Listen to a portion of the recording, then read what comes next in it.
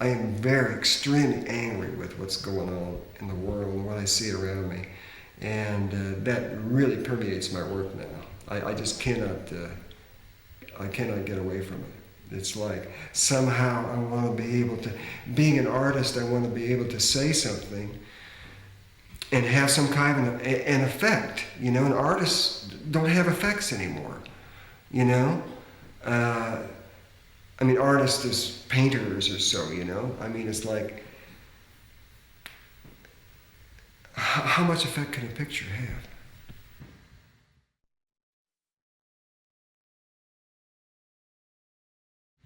It's very funny because this painting right here started out, I should show you the photographs of, this painting right here started out, actually, talking about change. This painting started out like this. And then it went into this. And that Superman was sitting on the edge of the bed, holding his penis like this, with this look on his face like this. The other paintings where I've used Superman, he's meant something because it's a very political statement. This is a more personal kind of statement. Something that was more about my wife and me, rather than the obvious Superman thing. I mean, Superman's probably going to go. You know, I may not need him anymore. I mean, I could just take this right out right now. There it is.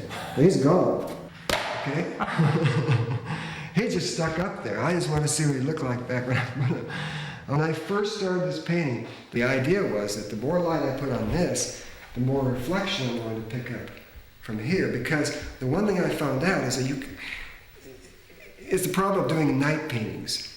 You ever see paintings that are done at night?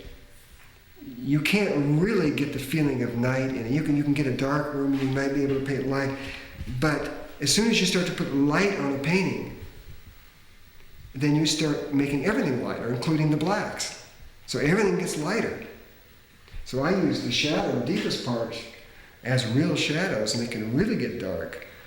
The light, right now, I could paint this, I could keep painting this painting darker, but this light right now is brighter than the lightest color. When I'm doing, say, a face like this, I'm not only picking up the light, I'm also doing what, using the same kind of plasticity that Cezanne up through de Kooning and all those people use, which is manipulating shapes. You know, so things give the illusion that they may be up, but they're actually the things that are back. And so I'm going back and forth. I keep going in and out and in and out and in and out. You call this a painting? Well, I call it painting because I think it's derived from painting. I mean, it's really I call it a picture, but when they were doing paintings back in the Renaissance, they called them pictures. I mean, they were pictures, you know, we call them paintings, you know? And paintings became a tradition, like painting. And then it got up to where painting was just putting paint on the surface and manipulating. And yet it was still manipulating space on a two-dimensional surface, trying to make it appear to be much deeper than it is. And so that's my reference. It is painting. I mean, this is painting. Look at that. This head right there. This head is this thick. I mean, I see people paint with paint that's that thick. So, you know, just because it, you know, because it's somehow modeled in some fashion, it's suddenly supposed to be sculpture or relief or something. I feel that assemblage, painting, sculpture, this is what's wrong with art schools today. I would love to take over an art school. It just really gets me. It's because all your universities, they put the labels on these things and say that you're either a sculpture major, you're a painting major, or if you're anything else, it's a new genre. You know, they can't cope with the idea of getting these things together. And it seems to me that, gee, you could. I just think I'm just making the first step I picture in 50 years, I picture people painting pictures that you could walk right into, you know? If they had been able to do that back in the Renaissance, back in that time, if they had had the materials to use it, then all of a sudden everything would have changed. But they didn't have it. And then when photography finally came in, that really killed it because they said, oh, that's what we wanted. You know? And so 3/4 of your painters walked away and went into photography, and the others became interested in paint because the painters were interested in paint before. Velasquez, all those people back there, they were interested in. I was just looking in the other day at the book on Courbet, and I was looking at his paintings, and I was thinking how much it looked like Cézanne, and yet he was criticized for putting these objects, like he would put deer or something in front of landscape, and they were always very defined and cut out in front of this, and it was almost like I can see the direction that they could have gone in, but they didn't. You know, they went in the opposite direction. He was the last. He was still affiliated with the Academy. You see, even though he was starting to use the same kind of plastic space that people like Cézanne later used, he was starting to use that, but he was also combining it with putting objects in that they were described as being cut out in front of them. So in a sense, he was like starting to do that, you know? And he was criticized for that. And he was the last of the Academy, and it was like, then it all split off. He was cheating in some way. He was cheating, right? And this is that's a good point, because art has this big thing about cheating, you know? You don't put this in your painting, you don't put a light in your painting, you don't put a sculpture in your painting, you don't combine assemblage, because then it's not real painting, it's cheating, you know? And which has stopped art. I mean, it's really stopped art, and that's why we're in the state we're in today. These people don't know how to paint. I'm not saying there aren't people who can't paint out there, but for God's sakes, you go to an art school now, and these students are walking around like, what are we going to do? What are we going to do? And you come up with a good idea. Oh, a good idea. Oh, okay. You know, it's maddening. It's just really, really maddening. They don't know where to go, and then now they're trying to get back into painting, and I see people doing trying to get back, for example, like into abstract expressionism, but they're not taught what the abstract expressionists did, and so they're throwing paint around, you know, but they're not really dealing with the kind of plasticity that they dealt with. Maybe it's instructors who are not making the relationships. I have no idea, but something's wrong. I know students are trying to be able to create illusion in painting. I mean, they go out and they say a Robert Longo or a Sally or one of these guys that have been hyped in the 80s, and you know, and they say, geez, that's all there is to art? Or the ideas, you know? I mean, and their instructors are telling them to come up with good ideas? Man, anybody could come up with a good idea. It's involvement, it's process. The process. I mean, hell, when de Kooning painted his pictures, he took 3 years to have his Parkway series, his show, Merritt Parkway series, and the critics were knocking on his door, you know. This was his total abstract ones, you know. It took him 3 years to do that stuff, and they looked like they were just spontaneous. Because he'd go over and we'd go back into them. Now you got the people coming out, and they'll come up, oh, that's all you do. You just go. You can see the difference, a lot of difference. Because when you get up to the painting, you see the struggle. If you don't see the struggle, then you're not seeing the painting. If there's no struggle, there's no painting. You ever notice when you get up to a painting, you say, gee, that's really interesting. Look at the way the person did this surface. Look at the way they did. That's because they were caring for those things. This was done out of a love. This was done out of a commitment. I mean, you could tell when somebody just hacked it out, you know, or put an opaque projector and I'll just fill this in, you know. Pop art did that. Pop art killed painting. I mean, I was affiliated with the pop art movement, but I'm very much aware it almost killed my painting. Because they came up and they said, painting is just image. It doesn't matter whether you make it with dots, make it with sign painting like Rosenquist, or whether you do it, it's just image. So you get up to it, totally uninteresting. It's either made up of dots. You say, well, unless you're really interested in dots, you know, and they're all the same, you know. I mean, it gets really, really boring. And I said, how many things you have to look at like that? I mean, I grew up going to museums where you would see a painting. It didn't matter to be this big, you know. And you walk up and you say, man, that's really interesting. Look at how they did that. Oh, man, look how they did those trees. Look how they did this. Look how they did that. Look at the care that they took in that. Look at the vibrance. Look at the light. Look at the color, you know. And now it's just, you come in and you say, this painting's got to be 10 feet tall, and it's got to be, you know, huge, and it's got to fill up this big museum. And you got to stand there and say, wow, look at that. And you get up to it and there's nothing there. I mean, it's just image. I mean, it's, you know, it blows my mind. It's like, and then they're asking these enormous prices for them. I mean, that even blows my mind all the more. You know, it's, and I've gotten jealous about that. You know, it's like, man, all the struggle I put in my painting should be, you know, you go through that business. It's just that there's a reason art's been having a tough time.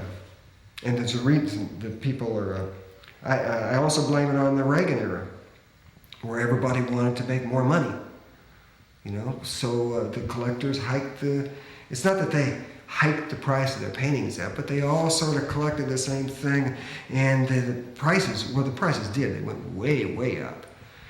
And, gee, I remember going into some show with was it Schnabel? I went into the show there, and I asked him how much the paintings were going for, and he said, well, they're all at least $100,000, but they're all sold. I said, really? I said, that's too bad. You know, that guy had a chance one time. I says, when I first saw his paintings there, I says, that guy was trying to deal in some space, you know, and he was using objects on there, had some weird. I said, this guy had some power to it. He had a real chance. He took this young guy and they fucked him up. And I've seen that time and time again. It's like the pop movement now. I don't think that the art scene can relate to the pop movement, but that's exactly what they're doing. It's exactly what they're doing. They're taking these young stars and they're putting them up before they've got a chance to develop it all. And they're ruining them, and they're thinning them out. And they've got to have a show every year. De Kooning didn't have his first one-man show until he was 45 years old. Now it's like every 20 years old gets out of school, they got to have a show every year, and so now you got this thin art going out all over the place. It's like hack art. That's what I think. I think it's turned into hack art. When I started out my career, when I got out of art school, I started doing dimensional things. I did the blackboard and the chair. I did actually a lot of dimensional things and assemblage and stuff, combining them with painting. And then the pop art movement came in. I got caught up with that. I started flattening out. By the time I hit 69, by the time I hit the year 69, be careful there, I had lost the magic. I could no longer go. I used to be, when I first started out, I just do that. It's like, I felt like magic. I would just do this thing, it would happen. It was just like, I flattened out, there was nothing left. You know, you're just flat. Just flat. You could blow it up on an opaque projector. Just flat. And I stopped there. I thought that everything was gone. And it wasn't until I divorced from my first wife, married my second wife, got into therapy, that I started looking at myself. I had done a picture at that time in my last show of landscapes, all those big flat rocks. I had done one picture of myself which sat in a corner. It was a self-portrait, which sat in a corner, right? And after I'd had the show and I stopped painting for a couple of years, I went back to that painting and I just took this, I looked at it one day and I just took this paint and I went, and that started off my whole Bloody Head series. It was called Who's on Third. It was probably one of the best ones I'd ever done. And it still rings to me. And it was like an abstract thing put in his face, you know? And then I started combining assemblage again with my paintings, but working very small because I had again done the museum bit. I'd gotten up to 10 feet by 12 feet. huge, massive things to fill the museums, and they were buying them. In fact, the show I had in '69, when I was at my worst state, when I thought this was the end, I had that show more major museums, the Boberg, the Whitney, the Chicago Art Institute, bought paintings from that show. Well, that's enough to blow your mind right there. So anyway, I went back and started doing small things and dimensional things, and then it grew up into like Money in the Bank, which a guy with an arm hanging out of the frame. That was about '77. That was my first political painting. But they weren't really dimensional. They were flat, but they sort of were referring to dimension, so to speak. And then I would go up to about 1983. I did O Pablo, which was filled with, all these dimensional things. But again, it wasn't a picture. It was like a stage set. It had a stage out. Last Outpost also had a stage set. It wasn't like a picture. I still wasn't dealing with dimension in relationship to the picture. And then we're going back in like that, you see. Because I didn't really know how to deal with it that well either. When I did pot painting in 1990, which took me 5 years to do, that was the closest that I got to it. I could have made that into the first, I want to say three-dimensional picture. I don't like using that word because it defines something else. It's just that I know that it can be done. And I grew up with some artists who did have a certain effect visually. Salvador Dali was my first mentor when I first started painting, in 1953. And he had an effect. I knew that people responded to his work. Most people don't respond to artists' work. In fact, that's one of the reasons that people like Dali's have been ostracized from museums, because people respond to his work. Sounds crazy, doesn't it? I once had a curator from a major museum tell me that no legitimate museum in the United States would have a retrospective of Salvador Dali. And it blew my mind. I said, well, why? Well, he sold out. I said, what do you mean he sold out? Well, he started doing these prints, and he wouldn't sign his name to them, and he sort of hacked these things out in the end. I said, well, you don't think Picasso didn't hack his things out at the end? I never saw such hack stuff in my life. Nobody ever said it. No, the reason is because Dali was too popular. And he wasn't fashionably popular like Warhol was. Warhol was fashionably popular. People didn't give a damn about Warhol's paintings, and they still don't. But he was a fashion person, you see, and he'd be in all the fashion magazines, so that's different. Dali, no. Ordinary people liked him because they connect with the psyche. He connected with something else with people. And a lot of artists that I know, their first major influence was Dali, believe it or not. He was tapping into something. Well, that's something that the art critics could not relate to. I think when you get into the realm of people like Dali and stuff like that, I think you're also getting into something that's also, in a certain sense, anti-art. You see, Dali was ostracized from the Surrealist movement. He was the only one that was. For what reason? Well, I personally think it was probably because he was so much better than they were. But he thought they were too he was too commercial. He would take ideas and he would get out there and he would commercialize himself in a sense. Isn't it so funny? They didn't say anything about Warhol commercializing himself. In fact, they give him credit for doing it.